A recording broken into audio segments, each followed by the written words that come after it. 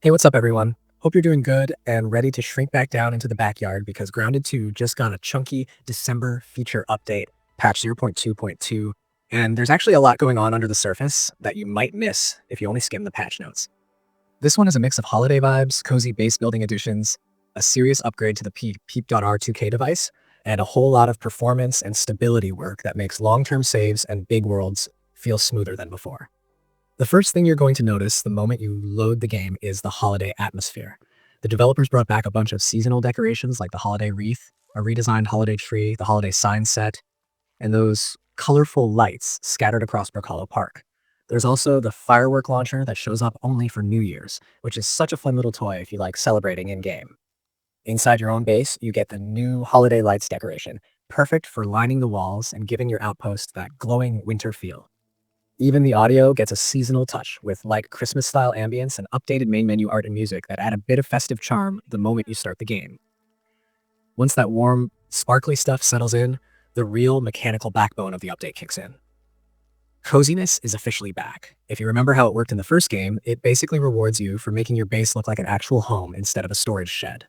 Every piece of furniture, decor, lighting, and structure adds to your coziness level. As it rises, you unlock perks and new building pieces that improve both function and personality. Right now, you can progress up to Tier 3, with Tier 4 scheduled to arrive in the upcoming winter update. At the early stages, you unlock pieces like the fireplace hearth, chimney parts, simple awnings, and you get buffs that slow hunger drain. Move up a tier and you'll get crafting pieces like thatch awnings, thatch chimney roofs, an acorn shelf, and even a bunk bed, along with a perk that helps with thirst. When you push into Tier 3, things get even fancier, with crow-themed chimney roofs and awnings, a trash can for organization, a picture frame for decorating, and the standout scorpion furniture set, including a lamp, chair, and bed. Alongside all of that, the hauling hero mutation returns, which is huge for anyone who loves massive building projects because carrying materials becomes way less of a hassle. Another big part of the update is the major rework to the PEEP.R 2K. This gadget now works seamlessly in both first person and third person, so whichever perspective you prefer, the tool plays nicely with it. It now comes with a built-in shopping list you can scroll through, kind of like a compact crafting reminder, so you always know what you're trying to gather. There's a new dynamic compass icon to help with navigation, which sounds small, but actually makes a big difference when you're running through dense grass or weaving between fallen branches. The resource tracking has been improved too. You can mark materials from the map, and once you're near them in the world, they'll be highlighted, which makes hunting for specific resources feel way less random. You can turn this tracking on or off depending on how clean you like your screen. Backpacks were also given better visibility.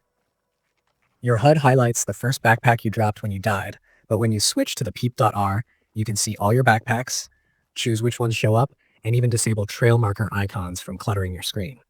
And yes, the PEEP.R now functions as a zoom tool, letting you look farther ahead for threats or collectibles. Behind all of these additions is a hefty technical upgrade. The game now runs on a newer version of Unreal Engine, and the improvements are really noticeable. Frame rates are more stable, the stuttering and hitching that used to happen as you ran through busy outdoor areas has been reduced, and the game just feels more responsive overall.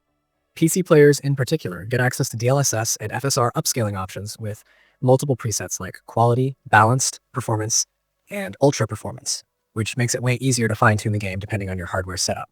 Then there's the huge wave of fixes. Large saves run better, worlds with big bases load faster, and the annoying issue where water droplets would float invisibly in midair has been taken care of.